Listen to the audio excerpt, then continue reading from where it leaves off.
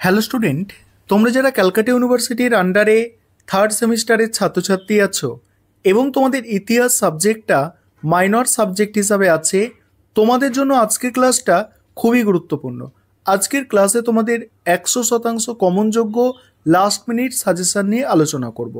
তবে তোমরা থার্ড সেমিস্টারে ইতিহাস মাইনর যে সিলেবাসে পরীক্ষা দিতে চলেছ, সেই একই সিলেবাসে প্রথম সেমিস্টারের ছাত্রছাত্রীরা কিন্তু মাইনর ইতিহাস সাবজেক্ট পরীক্ষা অলরেডি দিয়ে দিয়েছে।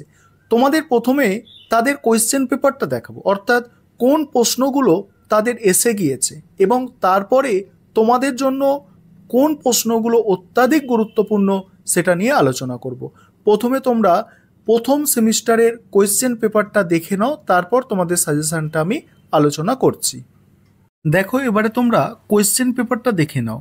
দেখো, প্রথমেই তোমাদের থাকে 5 নম্বরের প্রশ্ন। সেক্ষেত্রে প্রথম সেমিস্টারে দেখো 5 নম্বরের যে প্রশ্নগুলো পরীক্ষায় দেওয়া হয়েছিল মাইনরের ক্ষেত্রে, যে মধ্যপ্রস্তর যুগের প্রধান বৈশিষ্ট্য, প্রাচীন ভারতের ইতিহাস পুনর্গঠনে মুদ্রার গুরুত্ব, হরপ্পার নগর পরিকল্পনার ওপর টিকা, কাদের আর্য বলা হতো, বৈদিক যুগের চতুরাশ্রম প্রথার ওপর একটি সংক্ষিপ্ত টিকা, অষ্টাঙ্গিক মার্ক বলতে কি বোঝো। এই যে প্রশ্নগুলো তোমরা দেখতে পেলে, এই প্রশ্নগুলো কিন্তু আর তোমাদের 5 নম্বরের জন্য তৈরি করতে হবে না, অর্থাৎ 5 নম্বরে এই প্রশ্নগুলো আসবে না এটুকু কিন্তু নিশ্চিত। তবে এই যে প্রশ্নগুলো, এগুলো তোমাদের 10 বা 20 নম্বরের জন্য প্রশ্নগুলো তৈরি করতে পারো। এখান থেকে কিছু প্রশ্ন 10, কিছু প্রশ্ন 20 নম্বরের জন্য তৈরি করতে হবে। কোনগুলো করতে হবে আমি একটু পরে আলোচনা করছি। প্রথমে তোমরা কোয়েশ্চেন পেপারটা দেখে নাও, তারপরে দেখো বড় প্রশ্ন যেটা দেওয়া হয়েছিল 10 নম্বরের প্রশ্ন দেখে নাও। 10 নম্বরের প্রশ্ন দেওয়া হয়েছিল প্রাচীন ভারতের ইতিহাসের উপাদান হিসাবে দেশীয় সাহিত্যের গুরুত্ব আলোচনা করো। তারপর দেওয়া হয়েছিল যে শিকারীজীবী ও খাদ্য সংগ্রাহক থেকে খাদ্য উৎপাদকের ভূমিকায় রূপান্তর বিশ্লেষণ। নেক্সট দেওয়া হয়েছিল ষোড়শ মহাজনপদের ওপর কোশ্চেন দেওয়া হয়েছিল।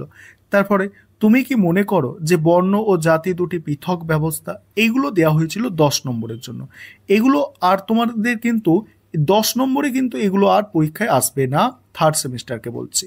তারপরে দেখো 20 নম্বরের যে প্রশ্নগুলো দেওয়া হয়েছিল, 20 নম্বরের প্রশ্ন দেওয়া হয়েছিল ইতিহাস চর্চার বিভিন্ন ধরনের উপাদানের তুলনামূলক গুরুত্ব।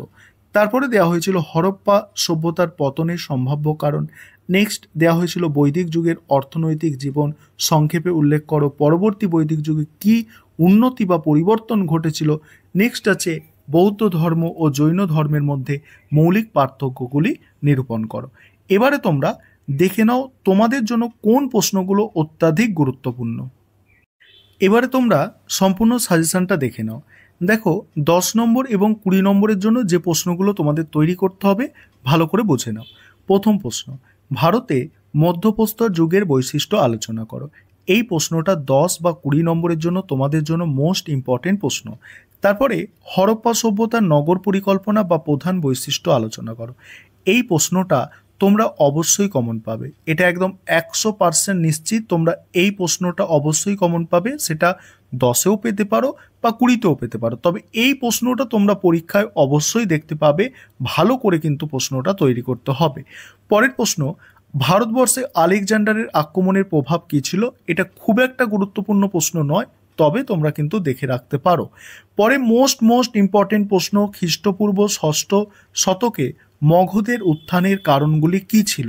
এটা হচ্ছে মোস্ট ইম্পর্টেন্ট প্রশ্ন। পরের প্রশ্ন, প্রাচীন ভারতের ইতিহাস রচনায় দেশজ সাহিত্যিক উপাদানের গুরুত্ব। এটা 10 নম্বরে এসে গিয়েছে ওদের, অর্থাৎ প্রথম সেমিস্টারে। তোমরা এটা 20 নম্বরের জন্য তৈরি করবে। পরের প্রশ্ন, ঋগ বৈদিক যুগে আর্যদের অর্থনৈতিক জীবনের বৈশিষ্ট্য আলোচনা করো। দেখে রাখতে পারো, খুব একটা গুরুত্বপূর্ণ প্রশ্ন নয়। তারপরে বৌদ্ধ ধর্মের উত্থানকে কিভাবে ব্যাখ্যা করবে, মৌর্য প্রশাসনের মূল বৈশিষ্ট্য।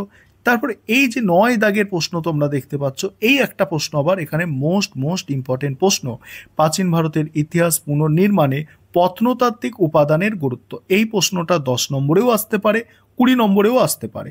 পরের প্রশ্ন, হরপ্পা সভ্যতার পতনের কারণ। এই হরপ্পা সভ্যতার পতনের কারণটা তোমরা 10 নম্বরের জন্য তৈরি করবে এবং 5 নম্বরের জন্য তৈরি করবে। অবশ্যই তোমরা কমন পাবে 10 বা 5-এতে।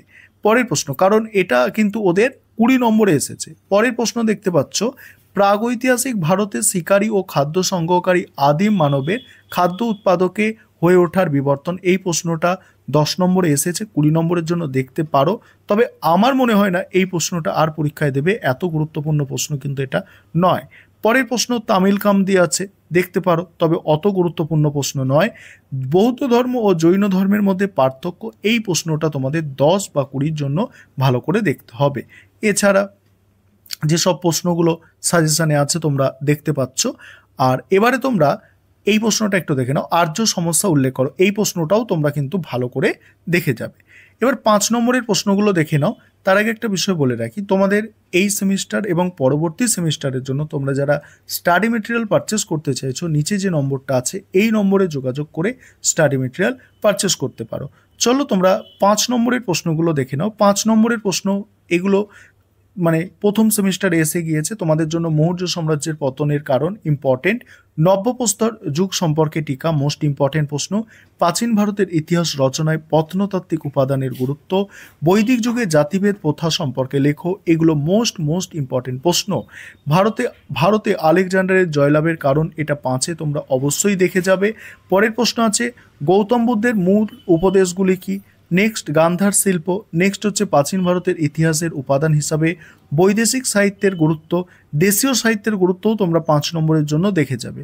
পরের প্রশ্ন আছে হিস্ট্রি ইতিহাসের পার্থক্য, মেঘালিত টিকা, চিত্তধূসর মৃৎপত্রের বৈশিষ্ট্য, সঙ্গম সাহিত্য, সভা সমিতি, তারপরে হচ্ছে দেখো ষোড়শ মহাজনপদ, এটা 5-এর জন্য তোমরা অবশ্যই দেখে যাবে। ষোড়শ মহাজনপদ এই প্রশ্নটা 10 নম্বরেও কিন্তু তোমাদের দিলেও দিতে পারে, কিন্তু ষোড়শ মহাজনপদ, ঠিক আছে।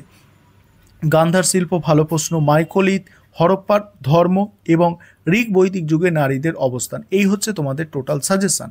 যেগুলো স্টার দেওয়া আছে এবং যেগুলো ইম্পর্টেন্ট বলেছি সেগুলো তোমরা ভালো করে দেখে যাও, অবশ্যই তোমাদের পরীক্ষা ভালো হবে, তোমরা ফুল মার্কসের অ্যান্সার করে আসতে পারবে।